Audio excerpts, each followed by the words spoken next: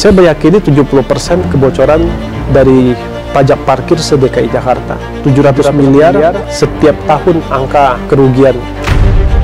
Kami walaupun izin nggak ada berkasnya, kami tetap bayar pajak. Kami taat, bisa dicek gitu. Dan pajak kami di sini sudah online. Masalahnya seperti apa sih? Kadang-kadang kan baru jalan udah lama. Dan kita juga udah bayar pajak parkir juga kan. Makanya Pak Kunto juga sebetulnya bingung. Kalau sudah bayar pajak berarti sebetulnya udah nggak ada masalah gitu loh. Kita di UP Parkir fokusnya ke izin penyelenggaranya aja. Walaupun dia udah bayar pajak atau belum bayar pajak, tapi kalau izinnya tidak ada, kita akan berikan sanksi. Ya itu disebut ilegal. Yang kita sebut ilegal.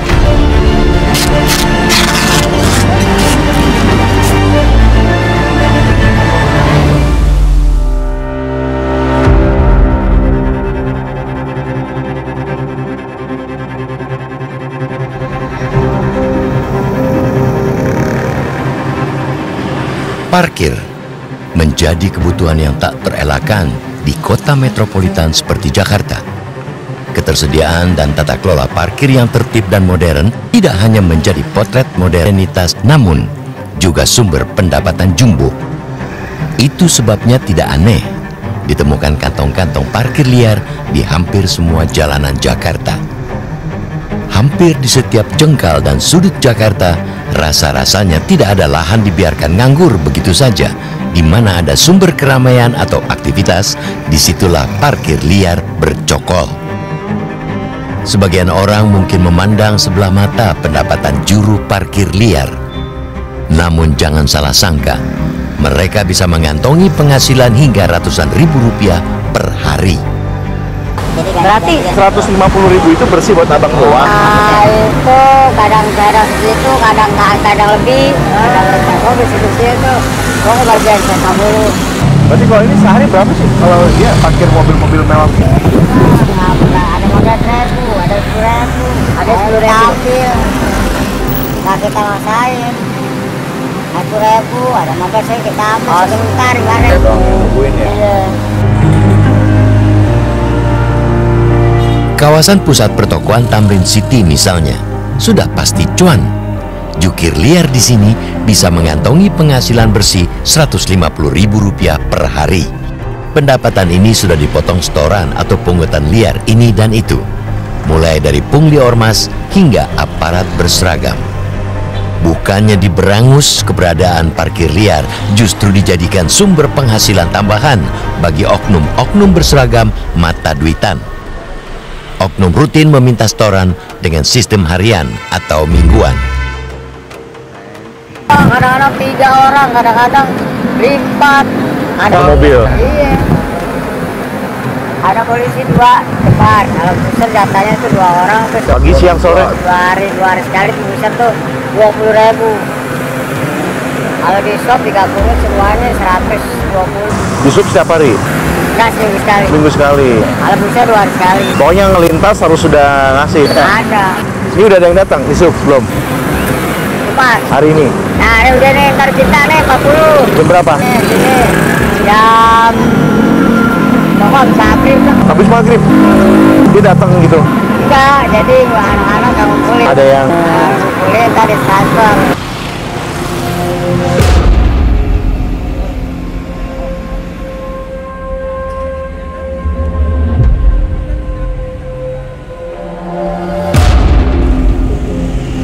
Namun kini lain lagi ceritanya. Beberapa bulan terakhir ini pemerintah provinsi daerah khusus Jakarta sedang getol-getolnya menertibkan parkir. Razia digelar di beberapa lokasi kantong-kantong parkir liar.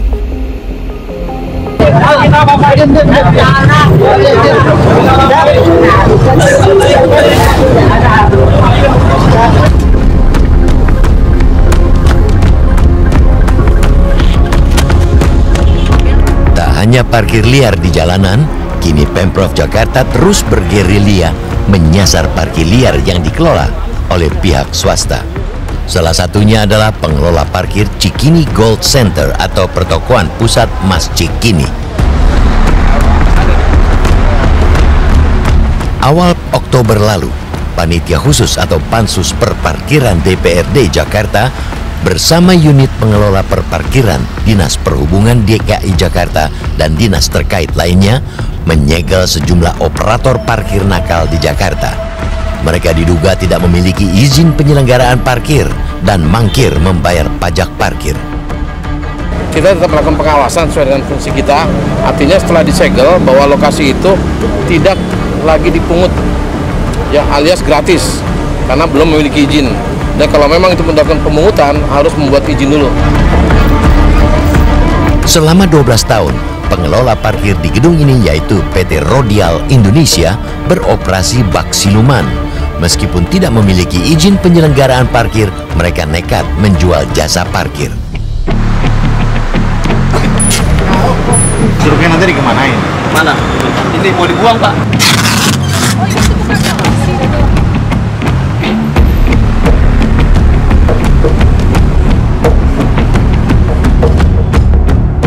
Faktanya ada banyak operator parkir liar di Jakarta. Dibandingkan dengan parkir liar di jalanan, jasa parkir di gedung-gedung seperti ini potensi pendapatannya jelas lebih besar. Lazimnya tarif relatif lebih mahal dan dibuat hitungan per jam. Apartemen Sentra Timur Residence di Kelurahan Pulau Gebang, Jakarta Timur, termasuk salah satunya. Parkir di apartemen ini dikelola oleh PT Duta Selaras Solusindo. Meski sudah beroperasi sejak 6 tahun terakhir, nyatanya operator tidak memiliki selembar pun izin. Ini menghentikan sementara kegiatan pungutan biaya parkir karena parkir ilegal. Apartemen Sentra Timur Residence memiliki area parkir seluas 735 meter persegi dengan kapasitas tampung 250 kendaraan. Pendapatan parkirnya ditaksir paling kecil 500 juta rupiah per bulan. Satu hari saja kalau omset mereka 50 juta satu hari, itu belum termasuk member setiap bulan. Kalau member setiap bulan dengan kondisi per tower ini ada 5 tower, satu tower itu 100 juta, maka ada 500 juta. 500 juta ditambah per hari yang 30 juta ini, 30 juta dikali 30 hari, artinya ada 50 juta dikali 30 hari, 1,5 miliar, kemudian ditambah 5 tower, berarti 2 miliar per bulan. 2 miliar per bulan dikali 12 bulan, artinya ada 24 miliar yang mereka terima per tahun. Diduga ada 105 operator parkir ilegal yang beroperasi di Jakarta. Mereka memungut jasa parkir kepada masyarakat tanpa dasar perizinan apapun. Benarkah pajak parkir sengaja dibobol? Kalau di undang-undangnya kadang maksimal 50 juta ya, denda administrasinya karena nggak punya izin.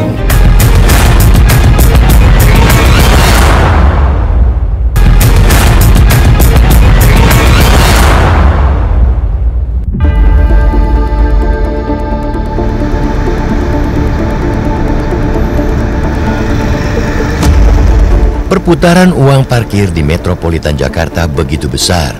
Jangan kaget, analis Forum Warga Jakarta atau Fakta menghitung potensi pendapatan parkir liar tembus 1,28 miliar rupiah per hari. Kalkulasi ini rasa-rasanya memang masuk akal. Dengan jumlah motor roda 2 sebanyak 17,3 juta unit dan jumlah mobil 3,7 juta unit saja, bisa disimulasikan dalam satu kali parkir bersamaan sudah bisa meraup 53,4 miliar rupiah. Sungguh, potensi pendapatan yang luar biasa besar. Namun sayangnya, angka itu hanyalah hitung-hitungan kasar di atas kertas. Faktanya, jauh panggang dari api. Pendapatan parkir Pemprov DKI Jakarta di tahun 2024 hanya 425,9 miliar rupiah. Nilainya setara dengan 8 kali simulasi parkir bersamaan. Potensi pendapatan parkir di Jakarta digerogoti oleh praktik parkir ilegal. Selama ini hanya segelintir operator yang memiliki izin operasi. Sebagian lainnya juga ada yang mangkir membayar pajak parkir.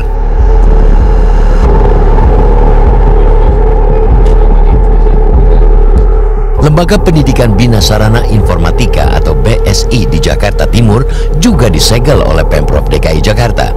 parkir kampus BSI dikendalikan oleh PT Sarana Jaya Nusantara tanpa perizinan.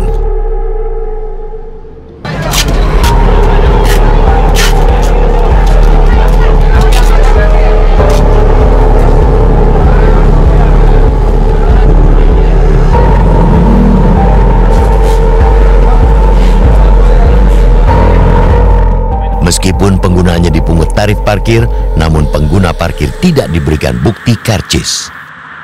Tadi kata operatornya bilang 2.000. Itu kemarin saya bayar 3.000 Pak. Oh, ada bukti karcis atau apa? Nggak ada. Jadi kita langsung kasih duitnya. Oke. Transfer. Bikin formnya, ngisi formnya di Bapenda apa gitu, cek.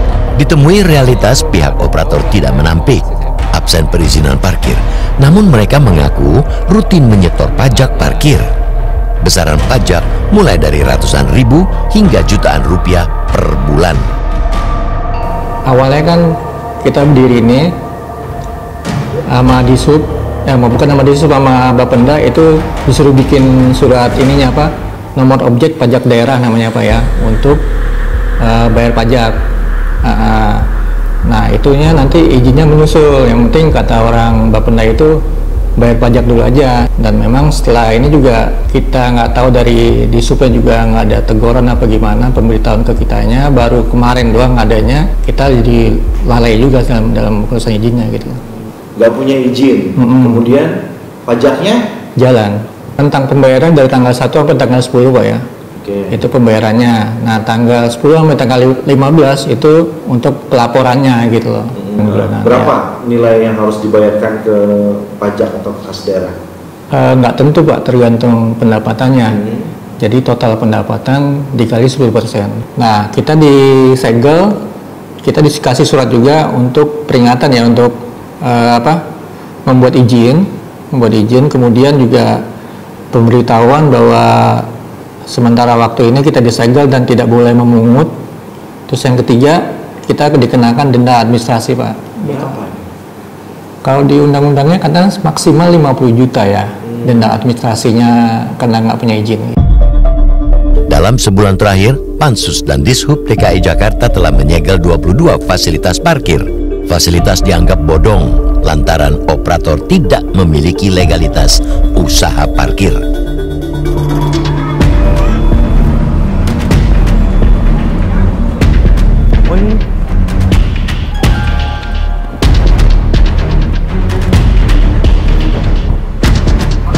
Mau ke PT Duta Selaras Solusindo?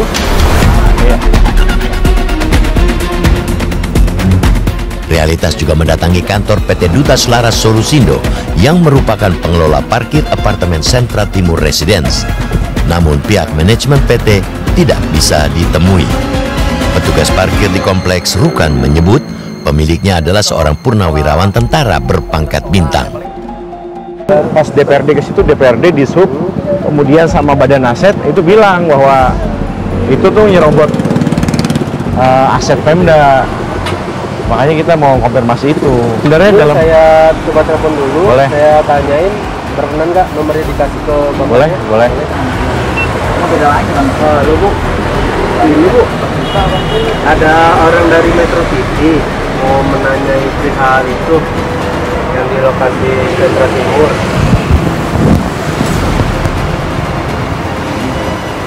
Responnya gimana pemiliknya?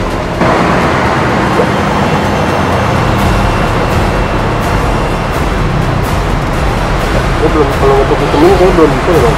Ya. Lagi di luar katanya dia. Selama belasan hingga berpuluh tahun operator ilegal leluasa menikmati perputaran cuan besar parkir. Pengawasan kecolongan ataukah memang sengaja dilonggarkan? Mereka membayar pajak itu dengan tidak yang sebenarnya.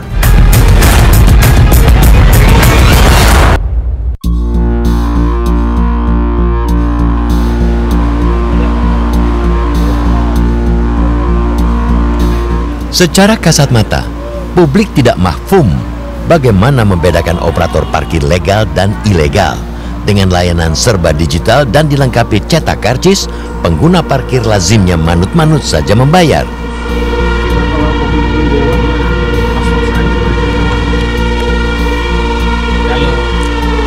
Lembaga Bahasa LIA yang berada di Pengadegan, Jakarta Selatan, kelimpungan saat fasilitas parkirnya disegel. Sudah beroperasi 7 tahun, parkiran yang dikelola oleh Koperasi Karyawan Yayasan LIA ternyata tidak berizin. Pengelola parkir sempat tarik ulur saat diminta menandatangani berita acara penyegelan. Terkait perizinan itu, saya bertanyakan ini Pak, sebetulnya masalahnya seperti apa sih? Kadang-kadang kan udah jalan udah lama kita ini kan. Oke. Dan kita juga udah bayar pajak parkir juga kan untuk lokasi Pramuka dan Pengadegan gitu loh. Surat SP3 sudah terbit dan sudah diterima, berarti kita ikuti dulu. Nanti baru perbaikannya seperti apa kita perbaiki bersama-sama.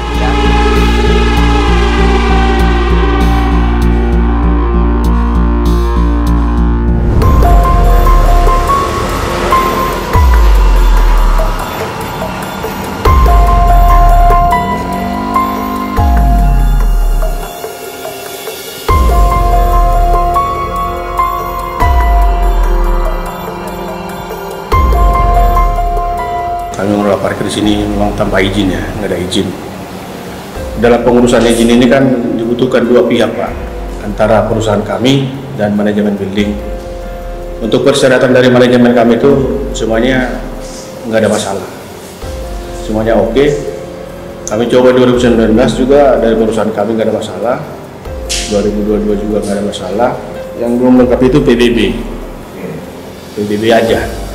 Berapa lembar? 10% dari total? Dari total hunian. Problemnya di sini Pak, PBB itu mulai tahun 2020 itu udah pecah Pak, 2019 udah pecah Pak.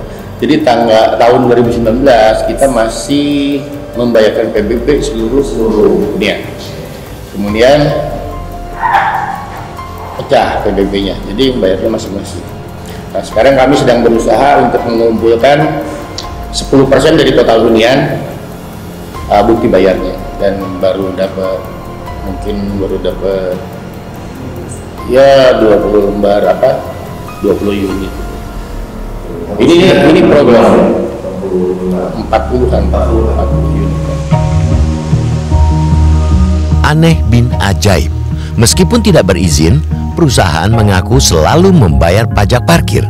Selama 6 tahun terakhir, PT Buana Parking sudah menyetor pajak parkir sebesar 217 juta rupiah lebih. Rekapnya 2019 sampai 2025 Agustus ada data. Itu yang dibayarkan. Dan ada bukti-buktinya. Bank DKI semuanya. 2019 sampai 2023 itu masih pajak 20% ya. 2024 ke sini pajak parkir itu 10%. Total berapa? Boleh disebutkan masih 217.610 juta. Pansus meyakini ada patgulipat di balik longgarnya perizinan operator dan seretnya pajak parkir. Saya yakin mereka membayar pajak itu dengan tidak yang sebenarnya, tidak sesuai dengan secara real omset yang sebenarnya. Ada yang sudah 7 tahun, ada yang sudah 8 tahun. Bahkan di Pasar Jaya juga ingin saya sampaikan 35 pasar itu tidak berizin. Saya meyakini 70% kebocoran dari pajak parkir se-DKI Jakarta. 700 miliar setiap tahun angka kerugian yang seharusnya menjadi pendapatan asli daerah. Potensi pendapatan pajak parkir sebesar 700 miliar rupiah raib gara-gara ada main mata antara pengusaha parkir dan aparat. Memang oknum itu saya kira pasti ada sampai hari ini, karena tidak mungkin operator parkir ini mereka bisa berani untuk melakukan itu terus beroperasi dalam jangka waktu yang cukup lama, sehingga mereka bisa bertahan bukan hanya 1 bulan 2 bulan, sementara masyarakat yang mencari makan, mereka di pinggir jalan, mereka ditangkap-tangkepin. Sementara operator-operator yang tidak berizin, mereka dibiarkan begitu saja untuk beroperasi, mereka dapat duit, mereka mengambil haknya masyarakat. Demi menggenjot pendapatan pajak parkir, Pansus DPRD Jakarta mendorong revisi Perda Perparkiran.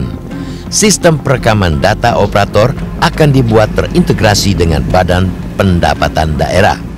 Kami akan merevisi dengan kondisi yang existing sekarang, yang saat ini sudah dianggap tidak relevan dengan kondisi perda yang ada saat ini. Bapenda wajib memasang alat sebuah sistem yang terintegrasi by real time, memasang kepada operator atau operator sendiri yang memasang, yang harus terintegrasi kepada Bapenda, sehingga Bapenda bisa mengontrol berapa jumlah kendaraan yang masuk, berapa jumlah kendaraan yang keluar.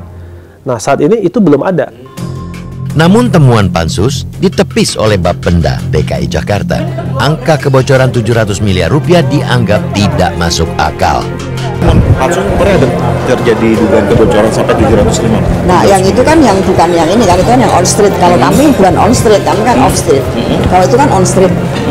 Kalau on street berarti mekanismenya bagaimana sih? Kalau Dinas Perhubungan. Kalau on street kan itu kami parkir bukan pajak. Nah, kemarin kan temuan dari Pansus ada temuan yang tidak bayar pajak, itu bagaimana? Kalau teman kan kita masih kaji ulang. Angkanya 760 dari mana kan kita sudah boleh saya sampaikan satu lagi pertanyaan Bu, soal ini Bu, soal apa namanya? Kesian lo udah di situ. Ya, satu lagi. Soal katanya kan kemarin ada yang ngemplang pajak, nggak bayar pajak. Nah, temuan di lapangan kan beberapa ada yang bayar pajak cuman nggak ada ya, makanya izinnya. kan kita masih dalamin lagi. Itu kan dari lapangan. Dari lapangan berarti kan BP-nya kita panggil, makanya kita proses. Targetnya ada berapa operator? Ya kita lihat lagi nunggu nanti. Jadi yang namanya ngemplang pajak kan tidak mesti terus kita percaya, tapi kita kan harus ada mekanisme perpajakan yang harus kita laluin. Terus terobosan dari Bapenda sendiri untuk meningkatkan pajak dari sektor perparkiran sendiri bagaimana? Ya, lakukan pemeriksaan online sistem. Ya udah kita lakukan semua. Oke, terima kasih banyak Ibu.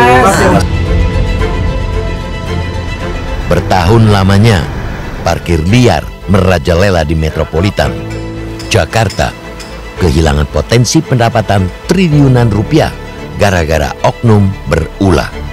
Aturan harus ditegakkan demi menutup kebocoran. Stop setoran dan pungli sana sini.